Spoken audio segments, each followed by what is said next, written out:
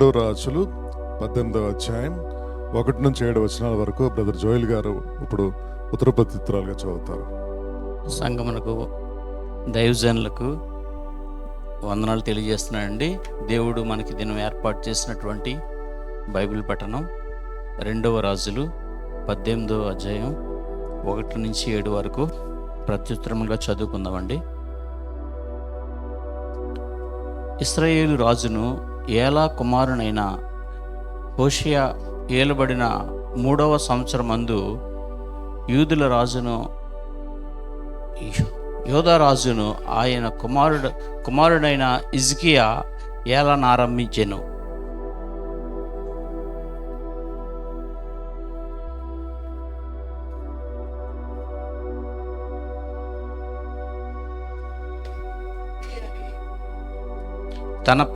తన పితరుడైన దావీదు చేసినట్లు అతడు యెహోవా దృష్టికి పూర్ణముగా నీతిని అనుసరించెను.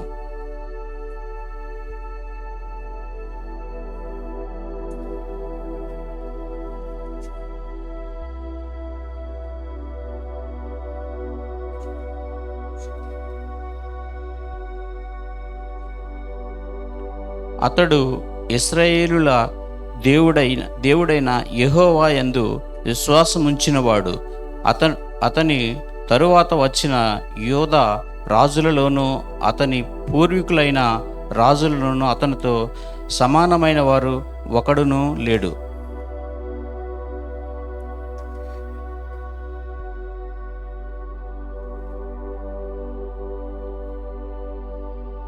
ఏడవ వచనం అందరం కలిపి చదువుకుందామండి. కావున యెహోవా అతనికి తోడుగా ఉండెను. తాను వెళ్ళిన చోట నెల్లి అతడు జయము పొందెను. అతడు అశూరుల రాజును సేవించకుండా అతని మీద తిరగబడెను. దేవుడు కొద్ది వాక్యం దీవించును గాక.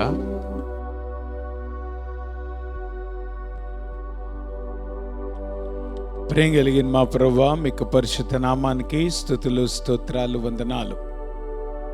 ఇంతవరకు ప్రభా నిన్ను స్తుతించటకు ఆరాధించటకు మీరు మాకు ఇచ్చిన సమయాన్ని బట్టి మీకు వందనాలు. ఈ సమయంలో నీ వాక్యాన్ని మేము ధ్యానించినట్టుగా నీ వాక్యం ద్వారా మీరు మాతో మాట్లాడండి, మమ్మల్ని సరిచేయండి, మమ్మల్ని బలపరచండి. నీ నా మహిమార్థమై నిలబట్టకు కాసిన కృపను మీరు దయచేయండి. యేసు నామంలో ప్రార్థిస్తున్నాం తండ్రి, ఆమేన్. ఈ ఉదయకాల సమయంలో దేవుని వాక్యాన్ని ధ్యానం చేద్దాం. ఇప్పటిదాకా మన అద్భుతమైనటువంటి ఆరాధన పాట, చాలా పాటలు పాడుకున్నాం. నిజంగానే మనం పాడే పాటలు మనం నమ్ముతున్నామా? ఊరిగా పాడుతున్నామా?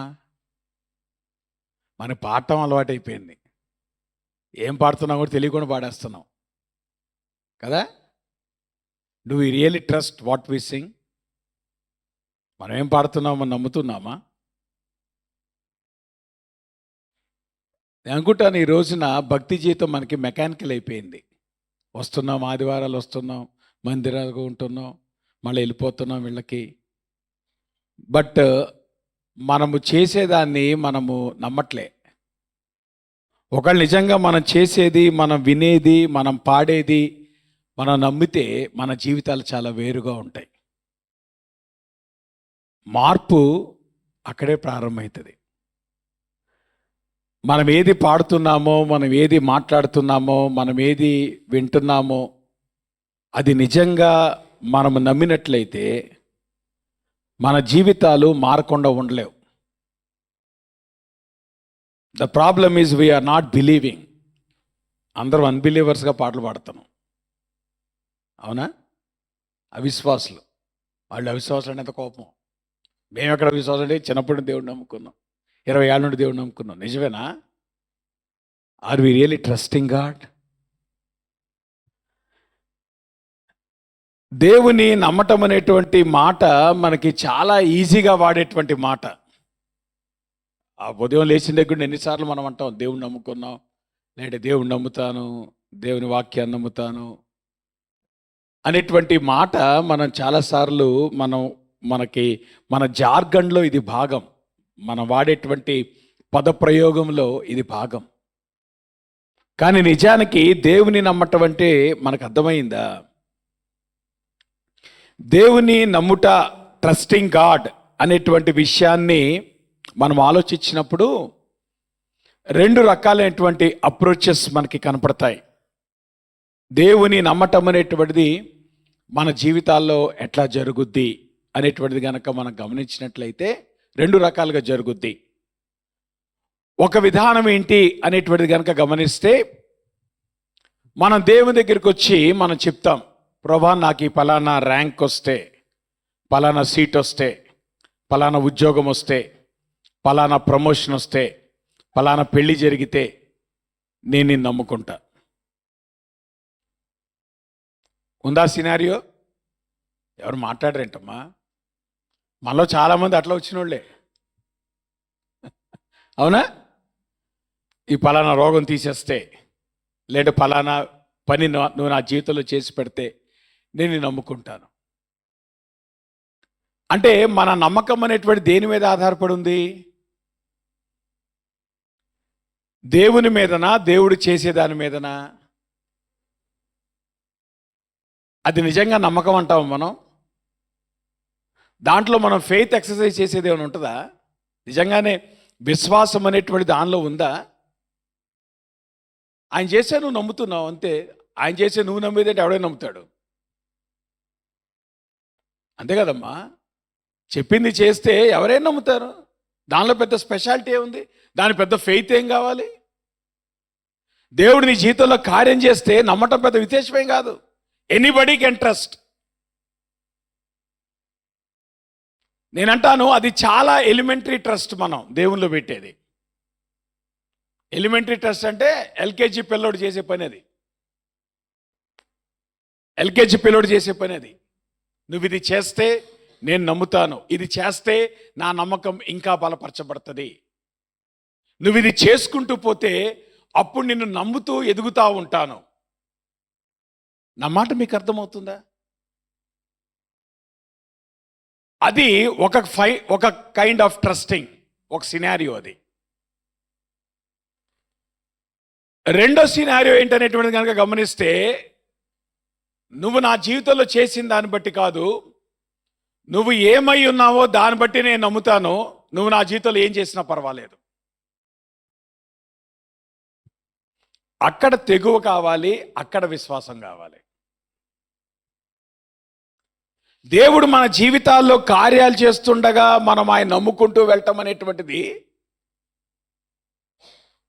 That is not the faith that God is expecting from us. అటువంటి ట్రస్ట్ దేవుడు మన జీవితాల్లో కోరుకోవట్లేదు.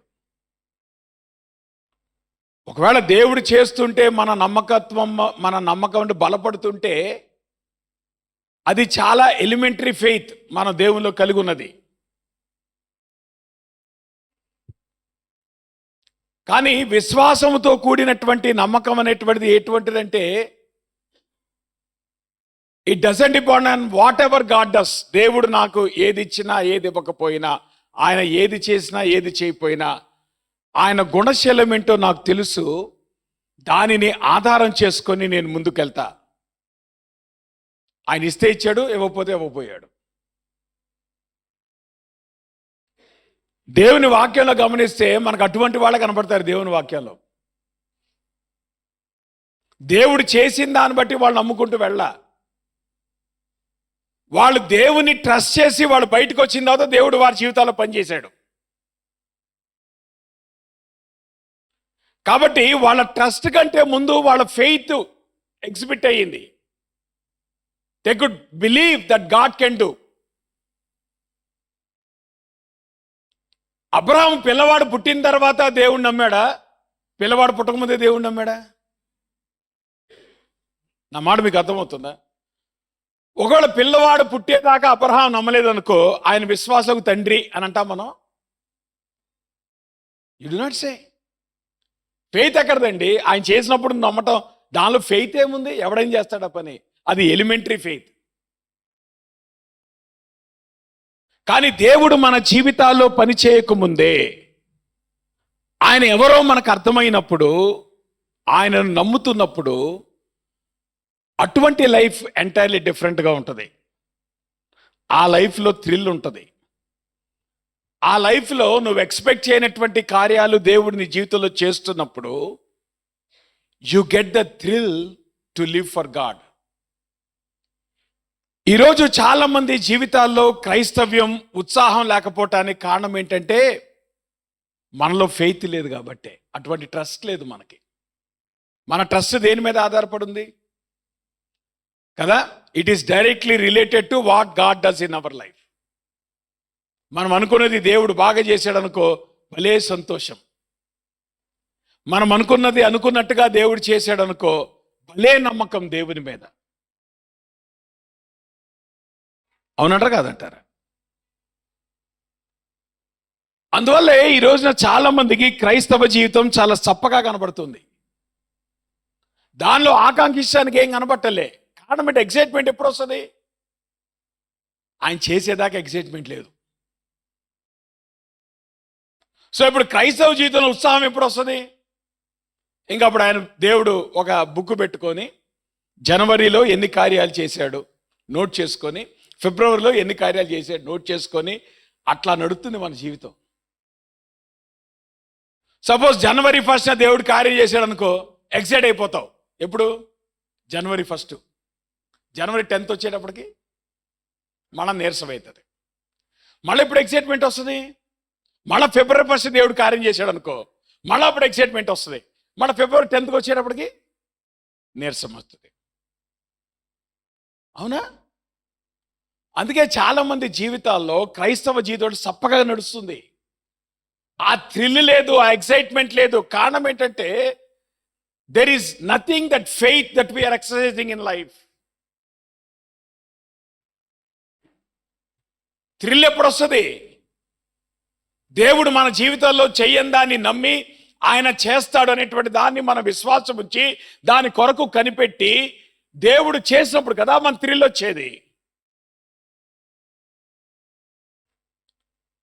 Why we're not excited to trust God? దేవుణ్ణి నమ్మే విషయంలో ఎందుకు మనలో ఎక్సైట్మెంట్ అనేటువంటిది కనబట్టలేదు? ఆ మాటకు వస్తేనమ్మా, దేవుని నమ్ముట అనేటువంటిది మన జీవితంలో ఆటోమేటిక్గా వచ్చేది కాదు.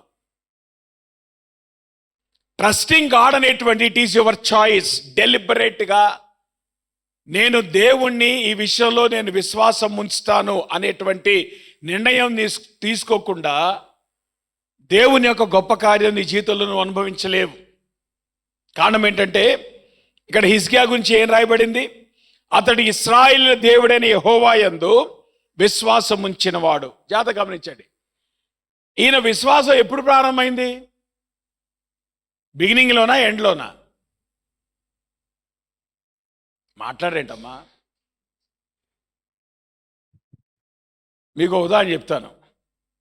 అందుకు పెళ్ళైన వాళ్ళు ఉన్నారు కదా, పెళ్ళైన వాళ్ళు స్టేజ్ మీద ప్రమాణం చేస్తారు. ఏమని చేస్తారు?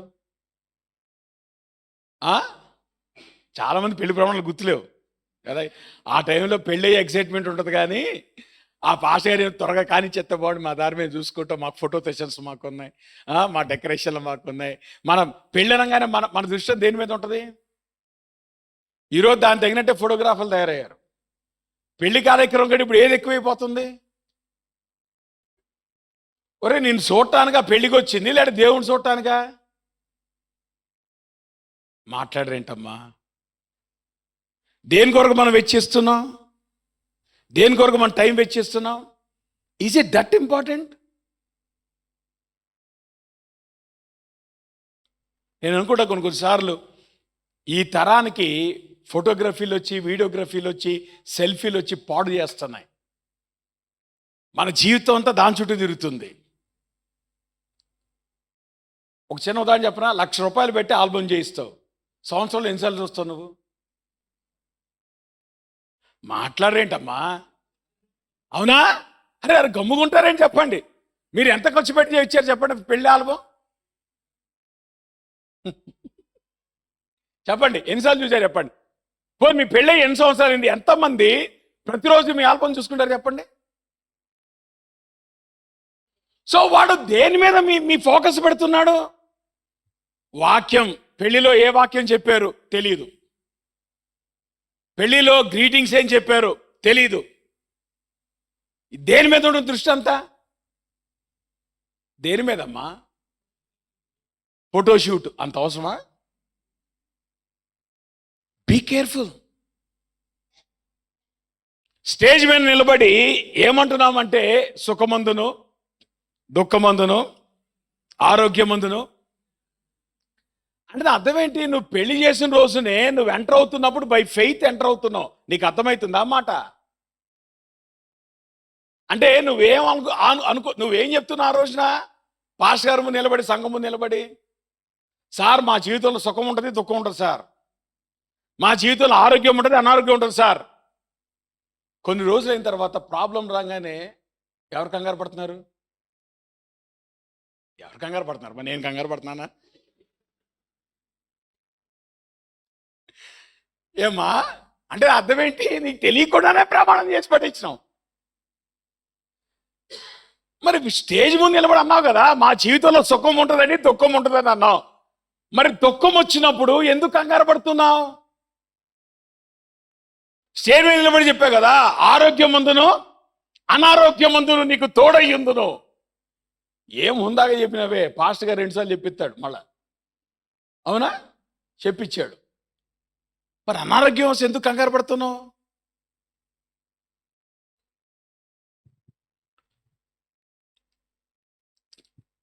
ఎంతమంది విసుక్కుంటున్నారు మీ భార్యల్ని, మీ భర్తల్ని చెప్పండి. అనారోగ్యం వచ్చినప్పుడు ఏం విసుకుంటారు? అంటావు ఎప్పుడు రోగిస్తాడు అంటున్నారా? మరి పెళ్లి రోజు ఏం చూపించావా? నీ విశ్వాసం ఏంటి? పెళ్ళి అనేటువంటిది it's a matter of faith. నీకు అర్థమవుతుందా? పెళ్ళైన 25 సంవత్సరాల తర్వాత నువ్వు ప్రమాణం చేసేది కాదు ఇది. 25 సంవత్సరాలు అయిన తర్వాత నువ్వన్నీ నోట్ చేసుకొని ఏమేం జరిగినాయి కాబట్టి ఇందు మూలంగా నేను ట్రస్ట్ చేస్తున్నాను అనేటువంటిది కాదు. నువ్వు లోపలికి ఎట్లా ఎంటర్ అవుతున్నావు? By faith you are trusting. మరి ఎందుకు కంగారు పడుతున్నావు? ఏం లోపిస్తుంది? దేవుడు నీ జీవితాన్ని కట్టగలడు అనేటువంటి నమ్మకం లోపిస్తూ ఉంది. ఈరోజు చాలా పెళ్ళిళ్ళు నిలబడకపోవటానికి కారణం ఏంటంటే ఒకరిని ట్రస్ట్ చేసేది లేదు. వాళ్ళు ఒకరిని ఒకరు ట్రస్ట్ చేయట్లేదు, ఇద్దరు కలిసి దేవుణ్ణి అసలు ట్రస్ట్ చేయట్లేదు. అన్నీ జరిగితే, అన్నీ మనం అనుకున్నట్టు జరిగితే అది కాదమ్మా నమ్మకం అంటే. That is never faith. నీ జీవితం విశ్వాసంతో ప్రారంభమవుతుంది. క్రైస్తవ జీవితం విశ్వాసంతో ప్రారంభమవుతుంది. విశ్వాసం అనేటువంటి ఆయన చేస్తే వచ్చేది కాదు. ఆయన చేయకముందే ఆయనను ట్రస్ట్ చేసి, ఆయన చేసినా చేయకపోయినా ఆయన కొరకు నేను బ్రతుకుతాను అనేటువంటి కమిట్మెంట్ అది ట్రస్ట్ అంటే.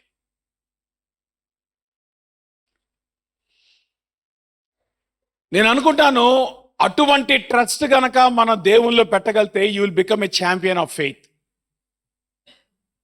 దేవుని వాక్యములో ఎవరు సక్సీడ్ అయ్యారు అనేటువంటి విషయం కనుక మనం గమనిస్తే ఆ రకమైనటువంటి ఫెయిత్ ఎక్సర్సైజ్ చేసినటువంటి వాళ్ళు. జాగ్రత్త గమనించండి. 5వ వచనంలో 18వ అధ్యాయంలో ఒక మాట ఉంది హిజ్కియా గురించి. ఏమన్నాడు అక్కడ?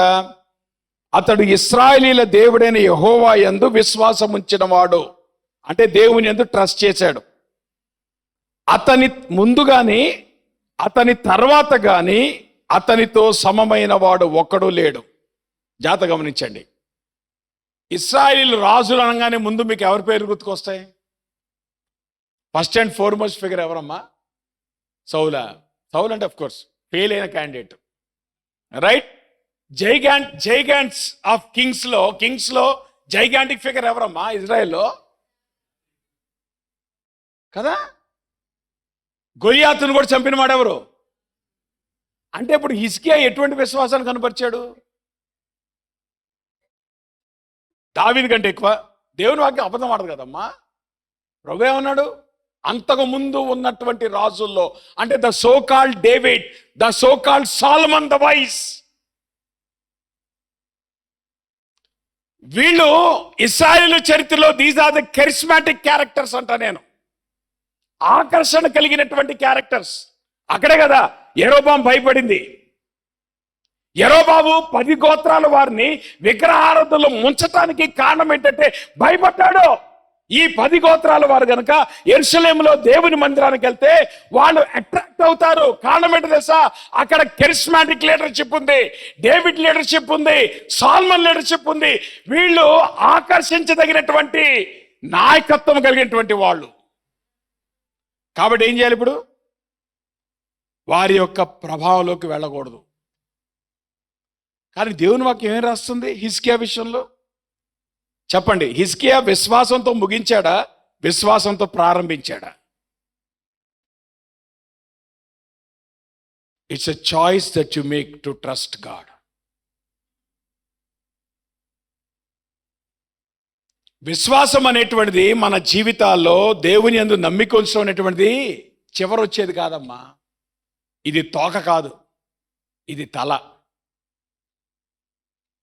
చాలా మంది విశ్వాసాన్ని తోకగా పెడుతున్నారు. ఇవన్నీ దేవుడు చేస్తే అప్పుడు విశ్వాసం.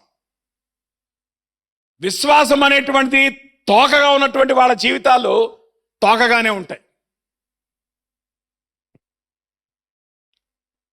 అర్థమైందా మీకు? మీ జీవితాల్లో ట్రస్ట్ అనేటువంటిది తోకగా ఉంటే మీ జీవితాలు తోకగానే ఉంటాయి. మనం ఏమని ప్రార్థన చేస్తాం? తలగా ఉంచమని ప్రార్థన చేస్తున్నారా, తోక ఉంచమని ప్రార్థన చేస్తున్నారా? మరి తలగా ఉంచమని ప్రార్థన చేస్తే విశ్వాసం ఎక్కడుంది మీ జీవితంలో? తలగా ఉందా, తోకగా ఉందా? అని మళ్ళీ మాట్లాడరేంటమ్మా? తలగా ఉందా, తోకగా ఉందా? ఉందా తలగా?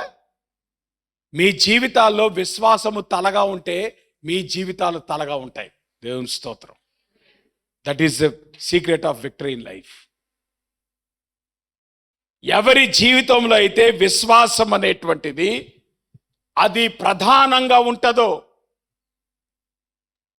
ఈ విశ్వాసం అనేటువంటిది వారు వెళ్తున్నటువంటి పరిస్థితుల మీద ఆధారపడి ఉండదు.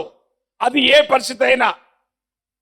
కొరిటన్ బూమ్ ఆవిడ భయంకరమైనటువంటి ఏమంటారు ఆ అట్రాసిటీస్, నాజీ ఆ కారాగారంలో భయంకరమైనటువంటి జీవితాన్ని జీవించి చాలా ఆశ్చర్యకరంగా బయటపడినటువంటి వ్యక్తి. కానీ ఆవిడ అన్నటువంటి మాట ఏంటో తెలుసా? Never be afraid to trust N unknown future to a known God. నీకు తెలియనటువంటి భవిష్యత్తుని నీ భవిష్యత్తు తెలిసిన దేవుని చేతిలో పెట్టడానికి ఎప్పుడు భయపడమాక. ఎవరైతే తమ జీవితాల్లో తెలియనటువంటి భవిష్యత్తుని తెలిసినటువంటి దేవుని చేతిలో పెడతారో వారు విశ్వాసంతో ముందుకెళ్తారు. That is how you take your life. అందుకే నేను అంటున్నాను, విశ్వాసం అనేటువంటిది it is not the end product of your life. నీ జీవితంలో జరిగే దాన్ని బట్టి వచ్చేది కాదు నమ్మకం అనేటువంటి. నువ్వు నమ్మకం పెట్టినటువంటి నీ నమ్మకత్వాన్ని బట్టే దేవుడు నీ జీవితంలో కార్యాలు చేసుకుంటూ వెళ్తాడు. నువ్వు ఎటువంటి విశ్వాసం కలిగి ఉన్నావు అనేటువంటిది దేవునికి తెలుసు కనుక ఆ ట్రస్ట్ ఎప్పుడైతే నీ జీవితంలో నువ్వు కలిగి ఉంటావో నీ లైఫ్లో అటువంటి సక్సెస్ అనుభవిస్తావు. ఆ మాటకు వస్తే మీరు తర్వాత ఇంటికి వెళ్తే చదువుకోండి. ఈ 18, 19 అధ్యాయంలో చాలా రిపీటెడ్గా వాడినటువంటి పదం తెలుసా? నమ్మకం, నమ్ముకొనినా, నమ్మకం, నమ్మకత్వం, నమ్మకం, నమ్మకత్వం. అంటే హిజ్కియా జీవితం అంతట్లో కూడా చాలా ఎంఫటిక్గా పరిశుద్ధాత్ముడు హైలైట్ చేసినటువంటి క్యారెక్టర్ ఏదైనా ఉందా అంటే అది నమ్మకం. ఎటువంటి ట్రస్ట్ హిజ్కియా దేవుని మీద పెట్టాడు. నమ్మకం అనేటువంటిది మన జీవితాల్లో మనం ఎప్పుడైతే కలిగి ఉంటామో ఈ నమ్మకం అనేటువంటిది మన జీవితాల్లో ఏం చేస్తుందంటే మనల్ని భవిష్యత్తు కొరకు సిద్ధపరుస్తుంది. ఏంటి ఆ భవిష్యత్తు? ఆశీర్వాదం కాదు. జాగ్రత్త గమనించండి. దేవుని యందు నువ్వు ఎప్పుడైతే బై ఫెయిత్ ఆయనను ట్రస్ట్ చేస్తావో నీ భవిష్యత్తు ఏం కాబోతుందంటే 3 పువ్వులు 6 కాయలు కాదు. It is going to start with the challenges of life. మీరు 18వ అధ్యాయం అంతా కూడా మీరు గమనిస్తే 19వ అధ్యాయం వరకు కూడా హిజ్కియా తన జీవితంలో భయంకరమైనటువంటి ఛాలెంజింగ్ సిచ్యువేషన్స్ గుండా వెళ్ళాడు. ఎందుకు వెళ్ళాడంటే దేవుడు అక్కడ హిజ్కియా యొక్క జీవితాన్ని రిఫైన్ చేస్తున్నాడు. అమ్మ జాగ్రత్త గమనించండి. మన జీవితాల్లో నీ స్ట్రెంగ్త్ ఏదైతే ఉందో నీ టెస్ట్ నీ స్ట్రెంగ్త్లో ఉంటుంది. బాగా గుర్తుపెట్టుకోండి. హిజ్కియా యొక్క స్ట్రెంగ్త్ ఏంటి? ట్రస్టింగ్ గాడ్ కదా. హిజ్కియా యొక్క ఛాలెంజ్ దేంట్లో వచ్చింది? ట్రస్టింగ్ గాడ్లోనే వచ్చింది. అర్థమవుతుందా? నువ్వు ఇక్కడ ఏది నిలబడి నువ్వు మాట్లాడుతున్నావో, ఏది నిలబడి నువ్వు పాడుతున్నావో, ఏది నిలబడి నువ్వు చెప్తున్నావో అదే ఏరియాలో నువ్వు టెస్ట్ చేయబడతావు. జాగ్రత్త. That is your test. నీ జీవితంలో ఏదైతే స్ట్రెంగ్త్ అని నువ్వు ఫీల్ అవుతున్నావో అదే ఏరియాలో ఎనిమి నిన్ను పడగొట్టని చూస్తాడు. జాగ్రత్త.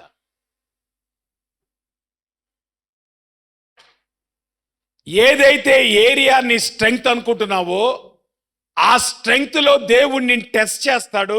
కారణం ఏంటంటే అక్కడ నీ ఫెయిత్ బిల్డప్ అవుతుంది. జాగ్రత్త గమనించండి, జాగ్రత్త గమనించండి. నువ్వు పడిపోయినా నీ స్ట్రెంగ్త్లో పడిపోతావు, నువ్వు ఎదిగినా నీ స్ట్రెంగ్త్లో ఎదుగుతావు. అర్థమవుతుందా నా మాట? మనందరికీ తెలుసు మీ స్ట్రెంగ్త్స్ ఏంటి, మీ వీక్నెస్ ఏంటి. సర్వసాధారణంగా ఒక లెవెల్ ఆఫ్ ఆర్గనైజేషన్ సెటప్కి వచ్చిన తర్వాత వాళ్ళు అనేది ఏంటంటే స్వాట్ అనాలిసిస్ చేయమంటారు. ఎప్పుడైనా మీరు స్వాట్ అనాలిసిస్ చేసుకున్నారా? స్వాట్ అనాలిసిస్ అంటే ఏంటి? SWOT. చాలా సింపుల్. మీ స్ట్రెంగ్త్స్, మీ వీక్నెసెస్, మీ ఆపర్చునిటీస్, మీ థ్రెట్స్. మీరు కెరీర్లో కానీ మీ స్పిరిచువల్ లైఫ్లో కానీ మీరు ఎక్సెల్ అవ్వాలంటే ముందు మీరు స్వాట్ అనాలిసిస్ చేసుకోవాలి. You need to know what your strength is, you need to know what your weakness is. నీ స్ట్రెంగ్త్ ఏంటో నీకు తెలియాలి, నీ వీక్నెస్ ఏంటో నీకు తెలియాలి, నీకు వచ్చిన అవకాశం ఏంటో నీకు తెలియాలి, ఎక్కడ నువ్వు పడిపోయే ఆస్కారం ఉందో నీకు తెలియాలి. ఆ నాలుగిటిని గనక నువ్వు గమనించుకోకపోతే నీకు తెలిసేలోపే నువ్వు పడిపోతావు.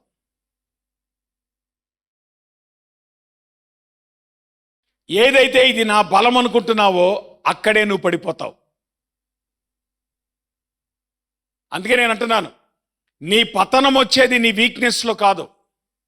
మళ్ళీ చెప్తున్నాను, నీ పతనం వచ్చేది నీ వీక్నెస్లో కాదు. కారణం ఏంటంటే నీ వీక్నెస్ విషయంలో నువ్వు జాగ్రత్తగానే ఉంటావు. ఏమా, నాకు కాళ్ళు బలహీనంగా ఉన్నాయనుకో, నేనేం చేస్తాను?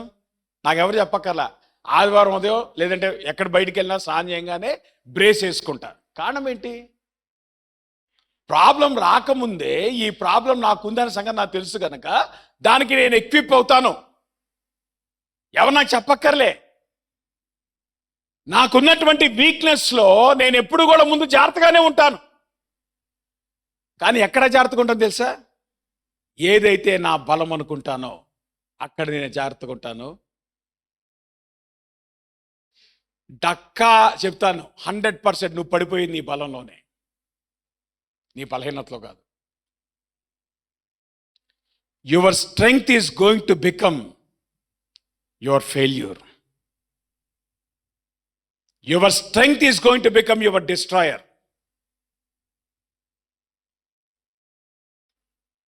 హిజ్కియా టెస్ట్ చేయబడ్డాడు. ఇది మీకు అర్థం కావడానికి అద్భుతంగా పరిశుద్ధాత్ముడు దాని భలే దేవుని వాక్యంలో పొందుపరిచాడమ్మా. ఎందుకంటే దినవృత్తాంతాల గ్రంథంలో జాగ్రత్త చదవండి, అక్కడ రాయబడిన మాటలేంటి? హిజ్కియా యూదా దేశమంతటను ఇలాగు జరిగించి తన దేవుడైన యెహోవా దృష్టికి అనుకూలముగాను యథార్థముగాను నమ్మకముగాను పని చేయుచు వచ్చెను.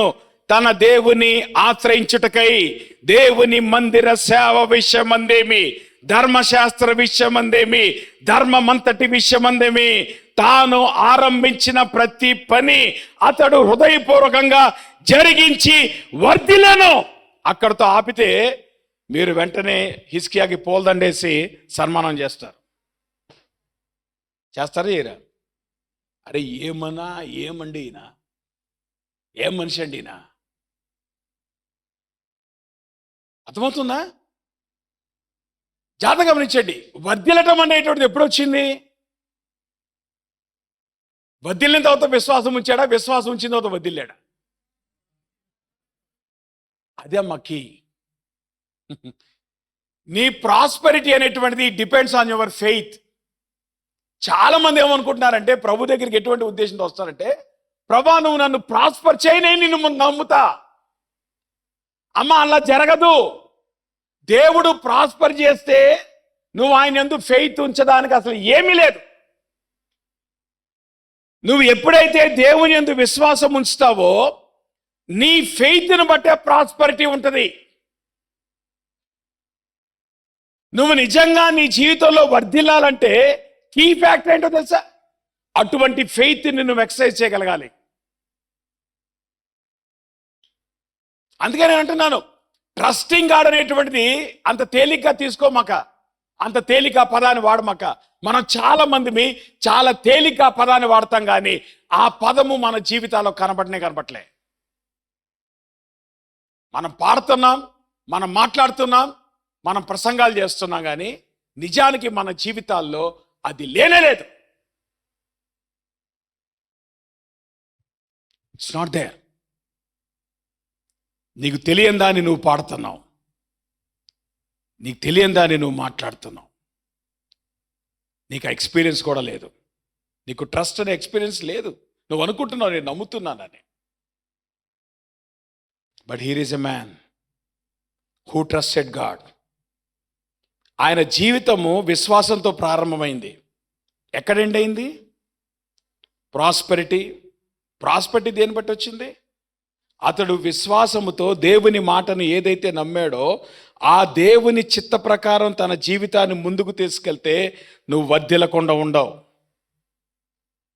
Always your obedience brings prosperity. గుర్తుంచుకో. ఆశీర్వాదం అంటే స్కీములు బట్టి వచ్చేది కాదు. యాకోబు స్కీములు చేయడానికి ప్రయత్నం చేశాడు. ఆశీర్వాదం వచ్చిందా? నువ్వు స్కీమ్ చేస్తే వచ్చేది కాదమ్మా ఆశీర్వాదం. నువ్వు దేవుని మాటకు లోబడితే దేవుడు నిన్ను ఆశీర్వదిస్తాడు, వర్ధిల్ల చేస్తాడు. That is a sign that God is blessing your obedience.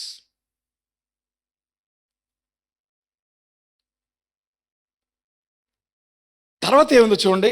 పరిశుద్ధాత్ముడు ఏం రాయించాడో అమ్మా అది అండర్లైన్ చేసుకోండి మీ వాక్యంలో, లేదంటే నోట్స్లో. ఏమన్నాడు అక్కడ?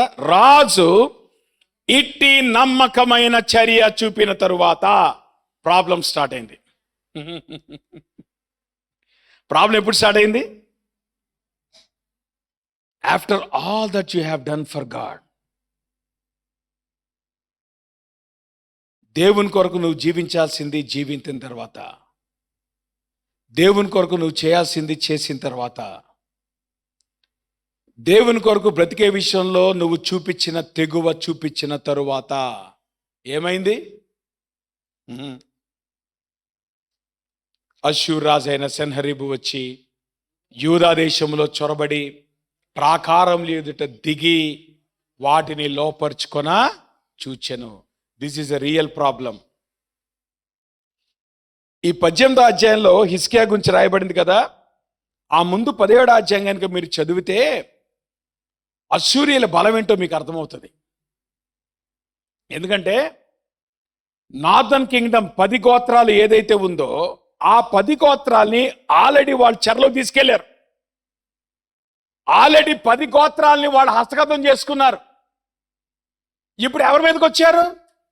10 గోత్రాల్ని వాళ్ళు హస్తగతం చేసుకొని కంప్లీట్గా వాళ్ళని కాంకర్ చేసి వాళ్ళను జయించేసి వాళ్ళను చెరలోకి తీసుకొని వెళ్ళి ఇప్పుడు మిగిలిపోయినటువంటి దేశం ఎవరు?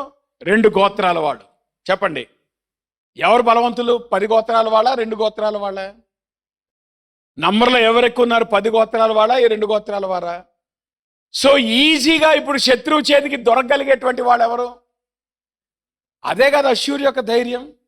మేము 10 గోత్రాల వారిని మేము జయించాము, 2 గోత్రాల వారిని జయించలేమా?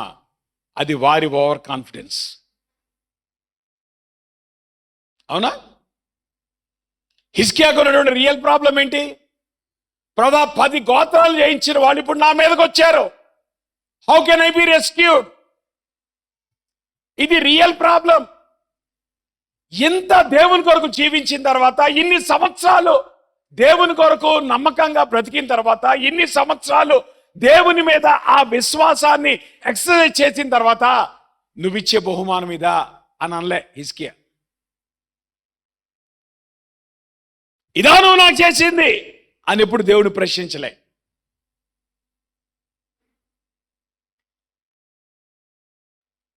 నువ్వు నిజంగా దేవుని మీద నమ్మకం ఉంచుతున్నావు అనేటువంటిది లేదో, నువ్వు క్రైసిస్ని ఎట్లా హ్యాండిల్ చేస్తున్నావు దాన్ని బట్టి అర్థమవుతుంది. నేను విశ్వాసనండి, నేను 20 ఏళ్ల విశ్వాసనండి, ఇది వదిలిపెట్టండి. Your crisis situation will display how much faith you have in your life.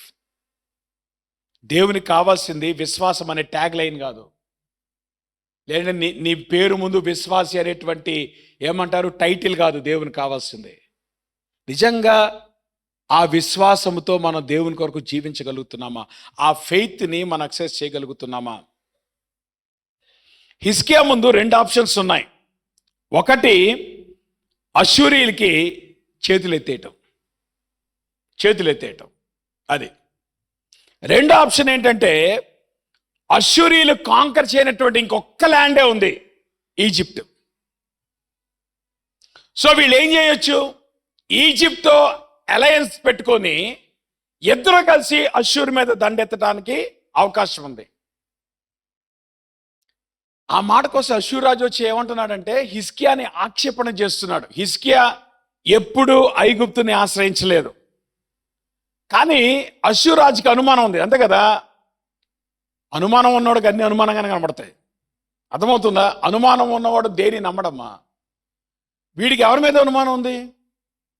Already హిజ్కియా ఐగుప్తు రాజుతో అలయన్స్ పెట్టుకొని నా మీద యుద్ధానికి ప్రిపేర్ అవుతున్నాడేమో అని వాడు ఎజ్యూమ్ చేశాడు. డంకా బలాస్ వాడు నమ్ముతున్నాడు. ఏమని? వీళ్ళిద్దరు కలిసిపోయారు. మీరు తర్వాత చదవండి అధ్యాయంలో. రబ్షాకి వచ్చి అదే మాటలు మాట్లాడతాడు. నువ్వు ఎవరు నమ్ముకున్నావు? ఐగుప్తు నమ్ముకుంటున్నావా? ఐగుప్తు రెల్లు వంటి వాడు. అంటే ఏం చేస్తాడు హిజ్కియాతో? ఏమంటాడంటే ఒకవేళ నువ్వు అలయన్స్ పెట్టుకోవాలని ప్రయత్నం చేసినా అంతకంటే బుద్ధిహీనత లేదు, నేను వాణ్ణి కూడా జయించగలను అని ముందే చెప్తున్నాడు అష్షూర్ రాజు. ఇప్పుడు ఏం చేయాలా? జాగ్రత్తగా గమనించండి. పరిశుద్ధాత్ముడు ఎంత అద్భుతంగా, నేను చెప్పా కదా మా దేవుని వాక్యం, దేవుడు అన్నీ రాసి పెడతాడు. మొన్న ఆయన చెప్పాడు కదా, ఎవరు ఏమన్నాడు ఆయన ఇంటిగ్రిటీలో? దేవుడు అన్నీ చూస్తాడు, దేవుడు అన్నీ కూడా చూపిస్తాడు కూడా.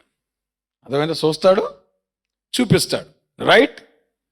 కాబట్టి దేవుడు చూడటానికి చూపించాను మధ్యలో కొంచెం టైం గ్యాప్ పెడతాడు. నువ్వు ఒకవేళ చూపించకుండా నువ్వేమన్నా జాగ్రత్త పడతావేమో అని. ఒకవేళ నువ్వు జాగ్రత్త పడలేదు అనుకో, చూపిస్తాడు. ఇక ఏం చేస్తాడు? టీవీ నేలో చూపిస్తాడు. ఏం చూపిస్తాడు? దేవుడు చూపించేది నీ ఒక్కడు చూపించడు, నీ ఒక్క కుటుంబాన్ని చూపించడు, ప్రపంచం అంతా చూపిస్తాడు. కాబట్టి పాపంతో పెట్టుకోమాక. You are a fool if you think you can hide in sin. పాపంలో ఎప్పుడు దాక్కోలేవు. పాపము బట్టబయలవటం కాదు, ప్రపంచానికి చూపిస్తాడు దేవుడు పాపాన్ని. చూస్తాడు, చూపిస్తాడు. బట్ నీయో దేవుడు కాంట్రాస్ట్ చూపిస్తున్నాడు. ఏంటి ఆ కాంట్రాస్ట్ అనేటువంటిది కనుక మనం గమనిస్తే, ఎంతైనా హిజ్కియా కూడా మానవుడే కదా. ఏమా మనం బలహీనములని, మనం మంటివారమని ఆయన జ్ఞాపకం చేసుకుంటున్నాడు. అది దేవుని వాక్యం, అవునా? చూడండి హిజ్కియా ఏం చేశాడు. యూదా రాజు అయిన హిజ్కియా లాకీషు పట్టణమందున్న అష్షూరు రాజునొద్దకు దూతలు పంపి, నా వల్ల తప్పు వచ్చినది, నా యొద్ద నుండి తిరిగి నీ వెళ్ళిపోయిన ఎల్లా బేరమాడుతున్నాడు. ఎవరితో? అష్షూరీయులతో. నా మీద నీవు మోపిన దాన్ని నేను భరించిన నీ వర్తమానం చేయగా. అంటే అర్థం తెలుసా? నేను నీకు కప్పం కడతాను, నేను నీకు ట్యాక్స్ కడతాను ఇఫ్ యు గో అవే. అమ్మా, లోకం మనకంటే తెలివైంది. నీ దగ్గర నీ ఫ్రెండ్ వచ్చాడు, అన్నా ఏమనుకో, మాకే 1,00,000 రూపాయలు ఇయ్యన్నా, మళ్ళీ నీ ముఖం కూడా చూడను, నా ప్రాబ్లమ్స్ అని తీరిపోతాయి అంటాడు. వస్తుంది, మోసపోమాకండి. అవునా? నువ్వు 1,00,000 ఇచ్చిన తర్వాత మళ్ళీ 2 నెలల తర్వాత వస్తాడు. కారణం ఏంటంటే అంతకుముందు నువ్వు 1,00,000 ఇచ్చే కదా బకరా, నువ్వు దొరికేవాడికి. వాడికి నెక్స్ట్ టైం ప్రాబ్లంగా మళ్ళీ నీ దగ్గరికి వస్తాడు. కారణం ఏంటి? నువ్వు రెడీగా ఉన్నావు బకరాగా. ఆడు ఈసారి వచ్చి అంటాడు, అలా ఏం పర్లేదనా. అశ్షూరాజు అదే పని చేశాడు. ఏం చేశాడు చూడండి. అశ్షూరాజు యూదారాజు అయిన హిజ్కియాకు ఏమన్నాడు? 600 మణుగుల వెండియు 60 మణుగుల బంగారమును జుల్మానాగా నియమించాను. అంటే ట్యాక్స్ వేశాడు. అంటే అర్థం ఏంటి? హిజ్కియా, నువ్వు అన్నావు కదా నేను వెనక్కి వెళ్ళిపోతాను, నువ్వు నాకు ట్యాక్స్ కట్టే అన్నాడు. అప్పుడు హిజ్కియా ఏం చేశాడు? ఎంత ట్యాక్స్ కట్టాడు?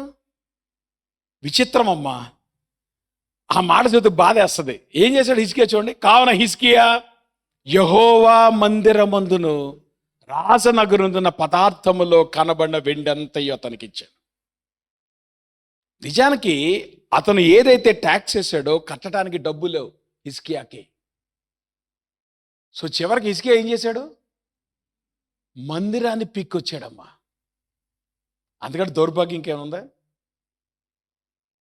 చూడ అక్కడ రాయబడిన మాట చూడండి. మరియు ఆ కాలమందు, అంటే ఇది జరగటానికి కొద్ది సంవత్సరాల ముందే ఆ మందిరాన్ని కట్టించినోడు హిజ్కియా. ఇది అట్టాగా ఉందంటే చర్చి కట్టినోడు చర్చిని అమ్మేసినట్టు. ఈరోజు చాలామంది అదే పని చేస్తున్నారు. జాగ్రత్త. చివరికి ఏం దొరకపోతే దేని మీద పడుతున్నారు? దేవుని మందిరం మీద పడతావా? ఎంత దౌర్భాగ్యం. ఇక్కడ ఏమన్నాడు? అక్కడ ఆ కాలమందు హిజ్కియా దేవాలయపు తలుపులకున్న బంగారం, తలుపులకు ఎంత బంగారం ఉంటుందమ్మా, అది కూడా పీక్కొచ్చాడు.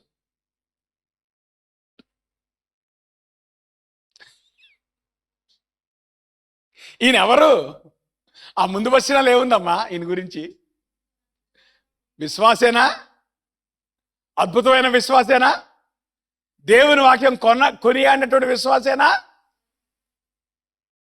ఈ విశ్వాసి ఇప్పుడు ఏం చేశాడు? నేను అందుకే అంటున్నాను, జాగ్రత్త. నీ స్ట్రెంగ్త్లోనే నువ్వు పడతావు. Your strength is going to destroy you. నువ్వు ఏదైతే నీ బలం అనుకుంటున్నావో నీ బలంలోనే సాతాంగా నేను పడగొడతాడు. జాగ్రత్త. ఇది దేవుని వాక్యం. ఆటలాడుతూ ఎంత దౌర్భాగ్య పరిస్థితి అంటే చివరికి దేవుని మందిరాన్ని కూడా వదిలిపెట్టకుండా అక్కడున్న బంగారాన్ని కూడా పీక్కొచ్చాడు. రైట్. ఇప్పుడు జాగ్రత్త గమనించండి. ఈ కప్పమంతా తీసుకెళ్లి కట్టిన తర్వాత అగ్రిమెంట్ ప్రకారం ఏమవ్వాలి? అశ్షూరాజు ఏం చేయాలి? వెళ్ళిపోవాలా? ఆడెందుకు వెళ్తాడు? నువ్వు 1,00,000 రూపాయలు ఇచ్చావంటే వాడు 10 లక్షలు టార్గెట్ పెట్టుకున్నాడు నీ దగ్గర. కాదు, ముందు నీ 1,00,000 రూపాయలు అడిగాడు. నువ్వు పిచ్చోడు, నువ్వు అది గమనించుకోండి ఏం చేశాడో. 1,00,000 రూపాయలు ఇచ్చావు. ఇప్పుడు ఆడేం చేస్తాడు నెక్స్ట్? ఆ టార్గెట్ ఎంత? నువ్వేమనుకుంటున్నావు? నీ 1,00,000 రూపాయలు అయితే ఆడు వెళ్ళిపోతాడు అనుకుంటున్నావు. పిచ్చోడా. అశ్షూరాజుకి నిజానికి ఈయన దగ్గర ఉండేవలే. హిజ్కియా దగ్గర ఉండిచ్చాడా? ఏమ్మా, ఒకవేళ హిజ్కియా దగ్గర ఉంటే కనుక మందిరాన్ని పీకి రావాల్సిన కర్మ ఏమొచ్చిందమ్మా ఈయనకి? ఎందుక దేవుని యందు విశ్వాసం ఉంచినటువంటి వ్యక్తి మందిరాన్ని పీక్కొచ్చాడని అర్థం ఏంటి? మనం అంటాం కదా, చివరి గట్టి వరకు ఊడ్చుకొచ్చాం పాస్టర్ గారు అంటాం, చూసావా? అట్టా ఊడ్చుకొచ్చాడు. ఏమి నమ్మాడు ఈయన? ఈడు మాట కట్టుబడతాడు. అమ్మా జాగ్రత్త గమనించండి. దేవుని నమ్మినటువంటి వ్యక్తి తప్పితే మాట కట్టబడి బతికేవాడు ఎవడు లేడు ఈ లోకంలో. Don't trust people. You can never trust any person. Trust చేసావా నీ బుద్ధిహీనత, అందుకని నీకేం లేదు. శత్రువుని అసలు ట్రస్ట్ చేయమాక. నీ బంధువులను నీ స్నేహితులను అసలు ట్రస్ట్ చేయమాక. జాగ్రత్తగా ఉండవు. Be careful. వీడు వెనక్కి వెళ్ళాడా? వెళ్ళలేదు. సో ఇప్పుడు ఆప్షన్ ఏంటి? ఆప్షన్ ఏంటమ్మా? అక్కడ ఏం రాయబడిందమ్మా? మరియు ఆ కాలం హిజ్కియా విని తన బట్టలు చింపుకొని కోని పట్ట కట్టుకొని యెహోవా మందిరానికి పోయాను. చెప్పండి. హిజ్కియా ముందు దేని గురించి పశ్చాత్తాపడి ఉంటాడు? అంతేనా? ప్రభా, చివరికి నా కర్మకాలి నీ మందిరాన్ని కూడా పీక్కొచ్చాను ప్రభా అని ఉంటాడా లేడా? ఎంత పీక్కొచ్చినా వాడు ఏం చేశాడు ప్రభా? నన్ను మోసం చేశాడు ప్రభా. దేవుడు ఎంత కృపగలవాడంటే మోసపోయిన మనల్ని కూడా మళ్ళీ తీర్చుకుంటాడు దేవుడు. కాబట్టి మోసపోవచ్చు నేను అనలేదు. ఏమండి, మోసపోదామా? దేవుడు తప్పేశాడు కదా, మోసపోతే ఏం చేస్తాం మనం? దేవుడు ఇంత కనికరం గలవాడు. మనమైతే ఏమంటాం? నీకు బుద్ధి ఉందా? ఎవరిని పని చేస్తారు అనరా మీరు? దేవుడు అన్నాడు అన్నమాట. హిజ్కియా వెళ్ళి మందిరంకి వెళ్ళి, ప్రభా, ఇన్స్టెడ్ ఆఫ్ ట్రస్టింగ్ యూ. అందుకే నేను అంటున్నాను, ఛాలెంజింగ్ సిచ్యువేషన్స్ ఎప్పుడు కూడా నీ స్ట్రెంగ్త్లోనే వస్తాయి.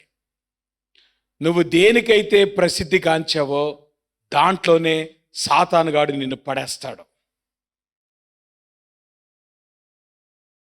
అంతే, ఇంక వేరే ఆప్షన్ లేదు.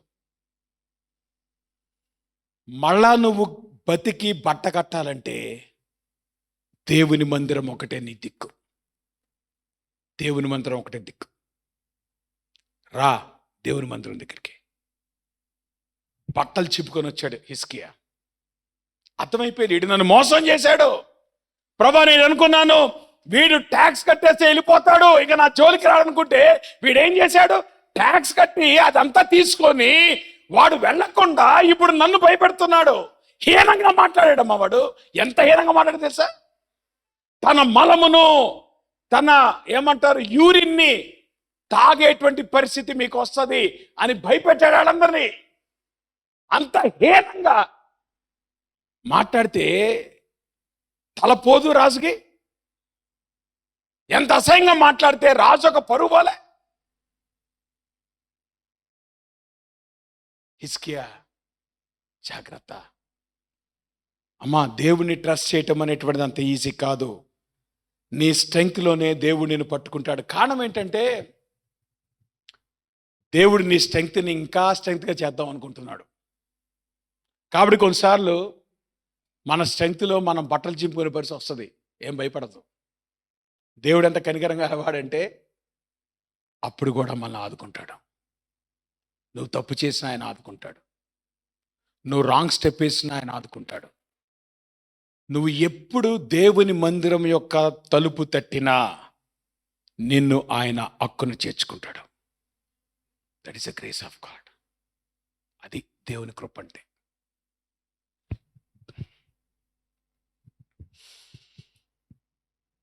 మన జీవితాల్లో ఛాలెంజ్ సిచ్యువేషన్ వచ్చినప్పుడు ఎట్లాగా మనం ఎదుర్కోవాలి? నేనంటాను, శత్రువు యొక్క గ్రేటెస్ట్ వెపన్ ఏంటంటే వాడు నేను భయపెడతాడు. పాస్టర్ గారు, ఇలా చేస్తే భవిష్యత్ ఏంటి? Fear of the future. ఇలా చేస్తే నా ఉద్యోగం ఏం కావాలి? Fear of the job. ఇలా చేస్తే నాకు శాలరీ ఎట్లాగా? Fear of the money. నీ జీవితంలో వెనక్కి తిరిగి చూస్తే శత్రువు నిన్ను వాడు పడేసేది మొట్టమొదటి నీ భయంలోనే. ప్రతి దానిలో కూడా వాడు భయాన్ని తీసుకొస్తాడు. సింహము ఒక వ్యక్తిని చంపడానికి కారణం ఏంటి తెలుసా? దాని బలం కాదు, అది ముందు వ్యక్తిని భయపెట్టుద్ది. ఒక సింహం యొక్క గాండ్రింపు కనీసం 5 మైళ్ళ దూరం వినపడుతుంది. నీ ముందు నిలబడి సింహం గాండ్రించింది అనుకోండి, ముందు భయానికి సగం చచ్చిపోతావు. శత్రువు యొక్క టాక్టిక్స్ అమ్మది. అమెరికాలో మీరు రోడ్డు మీద వెళ్తూ ఉంటే ఇక్కడ మన కుక్కలు ఎట్లా పడి చచ్చిపోయి ఉంటాయో, డీర్స్ అట్లా పడిపోయి చచ్చిపోయి ఉంటాయి. అర్థమవుతుందా? జింకలు, ఎన్నో జింకలు చచ్చిపోయి ఉంటాయి రోడ్డు మీద. అలా కుక్కలు పడిపోయి ఉంటాయి. చూసుకుంటూ వెళ్ళిపోతూ ఉంటాం డీర్స్. ఒక ఆయన అడిగే, ఏంటంటే ఈ డీర్స్ ఎందుకు అట్లా పడిపోయి చచ్చిపోతాయంటే దానికి కారణం చెప్పాడు ఆయన. ఏంటో తెలుసా కారణం? డీర్ ఎప్పుడైతే రోడ్డు మీదకి వస్తుందో, ఒక ట్రక్ యొక్క హెడ్ లైట్ కానీ కార్ యొక్క హెడ్ లైట్ కానీ దూరం నుండి చూసిందనుకో, ఆగిపోద్దు. ముందు భయంతో ఆగిపోతాయి, ఎటు కదలదు. సో ఇప్పుడు 100 మైళ్ళ వేగంతో బస్సు వస్తుంది, లేదా ట్రక్ వస్తుంది, లేదంటే కార్ వస్తుంది. ఈ డీర్ ఏం చేస్తుంది? ముందు ఆ లైట్ చూడంగానే అచేతనంగా నిలబడిపోతాయి. సో ఆబ్వియస్గా ఏమైపోతాయి? యాక్సిడెంట్, చచ్చిపోతాయి.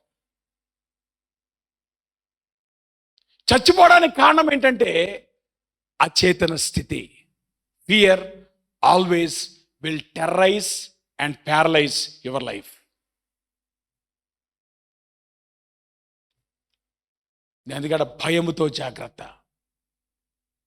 భయంలో నువ్వు బతకాల్సిన అవసరం లేదు, నువ్వు భయపడాల్సిన అవసరం అంతకంటే లేదు.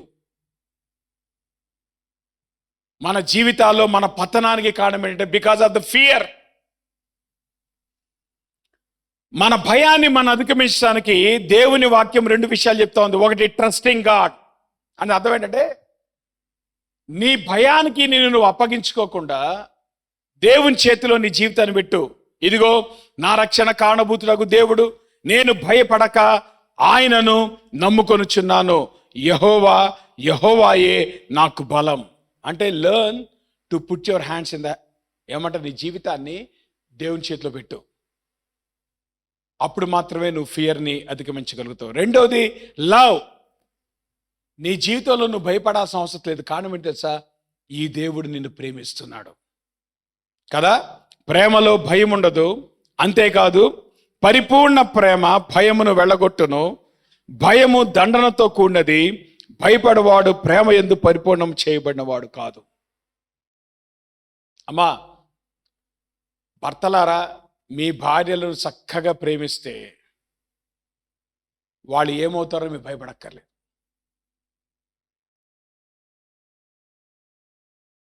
భయం ఎందుకు వస్తుందో తెలుసా? మీ కుటుంబాల భయం ఎందుకు వస్తుంది? Why fear is gripping your families? Because there is no trust, there is no love. భార్యాభర్తలు ఒకరినొకరు నమ్మరు అంతే. ఎన్ని సంవత్సరాలు బతుకున్నా నమ్మరు.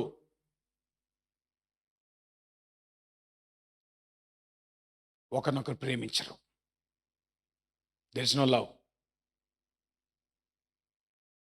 ఏ కుటుంబంలో అయితే ప్రేమ ఉండదో, ఏ కుటుంబంలో అయితే ఒకరి మీద ఒకరికి నమ్మకం ఉండదో, ఆ కుటుంబము భయంతోనే గడుపుద్ది. Fear always will be there.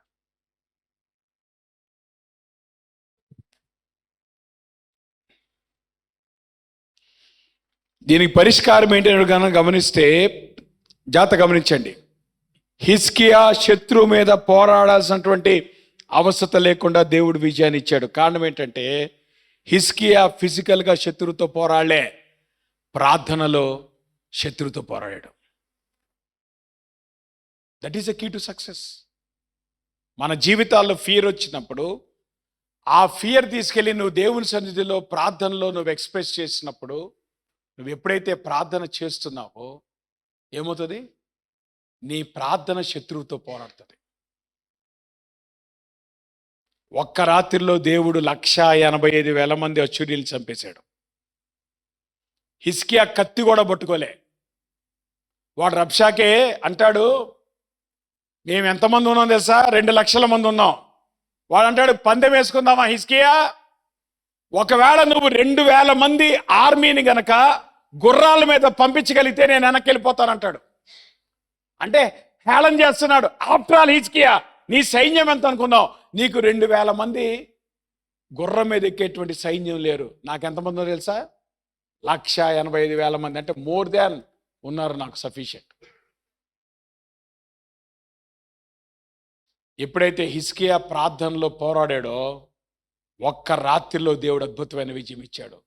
మొత్తం అందరిని మట్టు పెట్టాడు. హిజ్కియా కత్తి పట్టలే, హిజ్కియా యుద్ధానికి వెళ్ళా, హిజ్కియా ఫిజికల్గా శత్రువుతో పోరాడలే, ప్రార్థనలో శత్రు మీద విజయం సాధించాడు. అట్లా ఉన్నాయి మన ప్రార్థనలు? అట్లా ఉందా మన ట్రస్ట్ దేవుని మీద? నువ్వెందుకు ఫైట్ చేస్తావా? నువ్వెందుకు కంగారు పడతావు? నువ్వెందుకు యుద్ధం చేస్తావు? నువ్వు ప్రార్థన చేస్తే దేవుడు యుద్ధం చేస్తాడు. దేవుడైనా నేను యుద్ధం చేయమన్నాడా? నువ్వెందుకు భారం అంతా నీ నెత్తి మీద వేసుకుంటావు, ప్రపంచం అంతా నీ మీద ఉన్నట్టు. మన ఫీలింగ్ అది. పాస్ గారు మీకు తెలియదండి, ప్రపంచం అంతా నా మీదే ఆధారపడిందండి. ఎందుకే లేనిపో. ప్రభు దగ్గరికి వెళ్ళి సింపుల్, నువ్వు ప్రార్థన చేయి. నువ్వు ప్రార్థన చేస్తే ఆయన పోరాడతాడు. నువ్వు కంగారు పడి నువ్వు ఎదురెళ్ళి నువ్వు యుద్ధం చేసిన దానికంటే దేవుడు అతి శీఘ్రంగా నీకు విడుదలిస్తాడు. You need to understand. ఇది ఇప్పటితో అవదేమో, నెక్స్ట్ వీక్ కంటిన్యూ చేస్తాను. ప్రార్థన చేసుకుందాం. ఉదయకాల సమయంలో దేవుని వాక్య వెలుగులో మన జీవితాలను పరిశీలించుకుందాం. ఈ నూతన సంవత్సరంలో మనం ప్రారంభిస్తున్నప్పుడు నిజంగా ప్రభువునటువంటి నమ్మకం మనం ఉంచగలుగుతున్నామా? దేవుని వాక్య వెలుగులో పరిశీలించుకుందాం. మన జీవితాలు భయంతో ఉండాల్సిన అవసరం లేదు. దేవుడు నిన్ను ప్రేమిస్తున్నాడు. ఎంతకాలం పట్టు నీకు అర్థం కావడానికి? దేవుని యందు నమ్మకం ఉంచితే ఆయన నీకు సహాయం చేస్తాడు. ఎంతకాలం పట్టుది ఆ విషయం నమ్మటానికి? ప్రాబ్లం ఏంటంటే దేవుడు చేస్తే నేను నమ్ముతానంటున్నావు. దేవుడు అంటున్నాడు నన్ను నమ్మప్పుడు ఏం చేస్తానంటున్నాడు. ఇక్కడే మనకు దేవునితో ప్రాబ్లం వస్తుంది. మన ఫెయిత్ దేవుడు చేసే దాని మీద ఆధారపడుతుంది. దేవుడు మన ఫెయిత్ని బిల్డప్ చేయడానికి చూస్తున్నాడు. నువ్వు నన్ను నమ్ము, అప్పుడు నేను చేస్తానంటున్నాడు దేవుడు. మనం లేదు ప్రభా నువ్వు చేస్తే అప్పుడు నేను నమ్ముతాను. ఇది ఎక్కడికి తెగట్లే. అందుకే మన జీవితాల్లో ట్రస్ట్ లేదు. ఎవరు నమ్ముతావు? మనుషులు నమ్ముతావా? హిజ్కియా మనుషులు నమ్మి బొక్కబోర్లా పడ్డాడు. అర్థమైపోయింది. బట్టలు చింపుకొని దేవుని మందిరానికి వెళ్ళాడు. ప్రభా ఎంత పాపిని ప్రభా, చివరికి నీ మందిరంలో ద్వారానికి ఉన్నటువంటి బంగారాన్ని కూడా తీసుకెళ్ళి ఇచ్చాను ప్రభా, ట్యాక్స్ కట్టాను. ఎంత దౌర్భాగ్యం. అయినా దేవుడు ఎంత కనికరించాడు హిజ్కియాని, చూపించాడు. అందరు లేచి నిలబడి ముగింపు ప్రార్థన చేసుకొని ఆశీర్వాదాలు తీసుకుందాం. ప్రభుని అడుగుదాం, ప్రభా నేను ట్రస్ట్ చేయటం నాకు నేర్పించు. ప్రేమ కలిగిన మా ప్రభా మీకు పరిశుద్ధ నామానికి స్తుతులు స్తోత్రాలు వందనాలు. ఉదయకాల సమయంలో నీ పాద సంధికి వస్తా ఉంటున్నాను. హిజ్కియా జీవితాన్ని మీరు మా ముందు పెడుతున్నప్పుడు ప్రభా మా విశ్వాసంలో లోపం మాకు కనపడతా ఉంది. ప్రభా నువ్వు చేసిన దాన్ని బట్టి నిన్ను నమ్మటానికి మేము చూస్తున్నాం. నీవైతే నీ యందు మేము నమ్మికొంచిన దాన్ని బట్టి నడిపించడానికి ఇష్టపడుతున్నాం. అందుకే మా జీవితాల్లో ఫ్రిక్షన్ ఉంటుంది. ప్రభా ఈ ప్రాసెస్లో నిన్ను నమ్ముకోవటం కంటే మనుషుల వైపు మేము చూస్తున్నాం. అయితే చివరికి ఆ మనుషులు మమ్మల్ని మోసం చేస్తున్నారు. అయినా నీవు కరుణ కలిగినటువంటి దేవుడు. నీ మందిరపు తలుపు తట్టిన ప్రతిసారి నువ్వు కనికరించే దేవుడు. ప్రభా మమ్మల్ని కూడా కనికరించు. మా విధేయతను తీసివేయి. సంపూర్ణంగా నీ యందు ట్రస్ట్ ఉంచడానికి మీరు కృప చూపించండి. యేసు నామములో ప్రార్థిస్తున్నాం తండ్రి. పరలోకమందున్న మా తండ్రి, మీ నామం పరిశుద్ధపరచబడునుగాక, మీ రాజ్యం వచ్చునుగాక, మీ చిత్తం పరలోకం నెరవేర్చిన భూమి నెరవేరునుగాక. మా నిరాహార నేడు మాకు దయచేయండి. మా ప్రకారం క్షమించండి. మా శోధక దుష్టుని తప్పించండి. రాజ్యము శక్తి మహిమ నిరంతరం మీరైన మన తండ్రి అయిన దేవుని యొక్క ప్రేమయు, కుమారుడు యేసుక్రీస్తు వారికి కృపయు, పరిశుద్ధాత్మ యొక్క అన్యోన్య సహవాసం ఇప్పుడు మనకు సదాకాలము తోడయుండి ఆయన రాకడ పర్యంతము భద్రపరిచి నడిపించుగాక. ఆశీర్వాదంబుల్ మా మీద వర్షింపజేయు మీషా, ఆశతో నమ్మియున్నాము నీ సత్య వాగ్దాతము. ఈ మీద కృమ్మారించుము దేవా, క్రమార ప్రేమ వర్షంబుల్ కృమ్మారించుము దేవా. ఆమేన్. మా అందరికి వందనాలు. God bless you.